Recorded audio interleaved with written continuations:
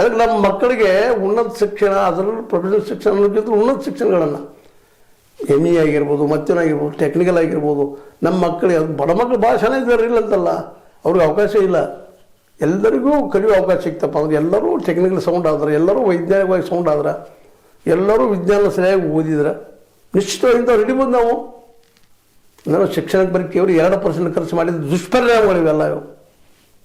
ನಮ್ಮಲ್ಲಿ ಬ್ಯಾಂಕರ್ಸ್ಗಳ ಸಹಿತ ಕಳ್ಳರು ಹಿಡಿಲಾರದಷ್ಟ ತಮ್ಮ ಖಾತೆದಾರ ಹೆಸರು ಅವ್ರಿಗೆ ಗೊತ್ತಿಲ್ಲದ ಅದು ದುಡ್ಡು ಮಾಡ್ಕೊಂಡು ಹೋಗ್ತಾನಪ್ಪ ಅಂತಂದ್ರೆ ಬ್ಯಾಂಕರ್ಸು ದಡ್ಡದಾಗಿದ್ದಾರೆ.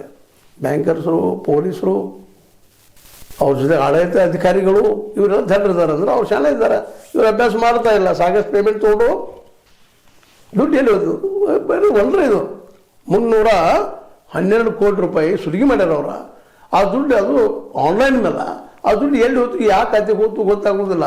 ಅಂತಂದ್ರೆ ಒಂದು ಪೊಲೀಸ್ ವ್ಯವಸ್ಥೆ ವೈಫಲ್ಯ, ಇನ್ನೊಂದು ಆಡಳಿತದ ವೈಫಲ್ಯ, ಮೂರನೇದು ಬ್ಯಾಂಕರ್ಗಳ ವೈಫಲ್ಯ. ಆ ಖಾತೆ ಬ್ಯಾಂಕ್ಗಳಿದ್ದಾಗ ಆ ಬ್ಯಾಂಕ್ಗೆ ಹೋಗ್ತದೆ, ಒಂದು ಖಾತೆಗೆ ಹೋಗಿ ಬಿಡ್ತದೆ, ಆ ಖಾತೆ ಯಾರು ಅಂದರೆ ಸರಳ ಸಿಗ್ತದಲ್ಲ ಇದು. ಇದನ್ನೇ ಇಲ್ಲಿವರೆಗೆ ಚಿಂತನೆ ಮಾಡ್ತಾ ಇಲ್ಲ. ಗೊತ್ತಾಗ್ಯದನು ಇಲ್ಲ, ಗೊತ್ತಾದರೂ ಮುಚ್ಚಾಕಿಬಿಟ್ಟಿದ್ದಾರೆ. ಈ ದಿಶೆಯಲ್ಲಿ ಆದಷ್ಟು ಸರ್ಕಾರ ಹೆಚ್ಚುಗೊಳ್ಬೇಕಾಗಿದೆ. ಅದಕ್ಕಾಗಿ ನಾನು ಮೇಲಿಂದ ನಮ್ಮ ವಾಹಿನಿ ಮೂಲಕ ಹೇಳುವಂಥದ್ದು, ಮಕ್ಕಳಿಗೆ ಹೈಯರ್ ಎಜುಕೇಷನ್ ಫ್ರೀ ಆಗಲಿ, ಸಂಶೋಧನಾತ್ಮಕ ವಿಷಯಗಳಲ್ಲಿ ಫ್ರೀ ಆಗಲಿ, ಅದರ ಆಸ್ತಿ. ME ಎಲ್ಲೋ 4 ಮಂದಿ, BE ಎಲ್ಲೋ 4 ಮಂದಿ ಅಲ್ಲ, ಪ್ರೊಫೆಷನಲ್ ಎಷ್ಟು ಲಕ್ಷ ಜನ ಆಗಿದ್ದಾರೆ ರೀ, ನಾವು ಎಷ್ಟು ಜನಸಂಖ್ಯೆ ಇದ್ದೀವಿ. ಅದಕ್ಕೆ ವೈಜ್ಞಾನಿಕತೆ ಬೆಳೆಸುವಂಥದ್ದು ಎಲ್ಲ ಆಗಬೇಕಾಗಿದೆ. ಅದಕ್ಕೆ ಇವತ್ತು ಯೂನಿವರ್ಸಿಟಿಗಳು ಫ್ರೀಯಾಗಿ ಎಲ್ಲ ಮಕ್ಕಳನ್ನು ಮೆರಿಟ್ ಇದ್ದವ್ರನ್ನ ತೊಗೊಂಡು ಕಲಿಸಲಿ. ಅವ್ರಿಗೆ ಮೆರಿಟ್ ಹಣ ಬರ್ತದ್ರಿ ಕಲಿಯೋದ್ರಿಂದ ಅಲ್ವಾ. ಇದಕ್ಕೆ ಯಾರು ಹೊಣೆ? ಪಾಪ ದುಡ್ಡು ಕಳ್ಕೊಂಡಾವಂತ 3 ಕಾಯಿ ಹೋಗ್ಬಿಟ್ಟಿದ್ದಾರೆ. ಈಗ 312 ಕೋಟಿ ರೂಪಾಯಿ ಕಳ್ಕೊಂಡಾರ ಅವರು. ಅದು ಹೊಳೆ ಬಜೆಟ 24 ಕೋಟಿ ರೂಪಾಯಿ ಅಷ್ಟೇ.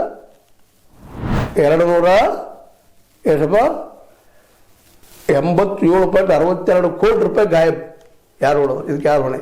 ಇದು ಉತ್ತರ ಕೊಡಬೇಕಾಗಿದೆ ಅಂತ ಹೇಳ್ತಾ, ಇದು ಲೈಕ್ ಆಗಿರ್ಬೋದು, ಲೈಕ್ ಮಾಡಿ, ಶೇರ್ ಮಾಡಿ, ಕಮೆಂಟ್ ಮಾಡಿ, ಸಬ್ಸ್ಕ್ರೈಬ್ ಮಾಡಿ. 16 ನ್ಯೂಸ್ ಅರ್ಥ ತಿಳಿಸಿದ್ದಾರೆ. ಸತ್ಯದ ಕೈಗಂಡಿ ವಂದನೆಗಳು.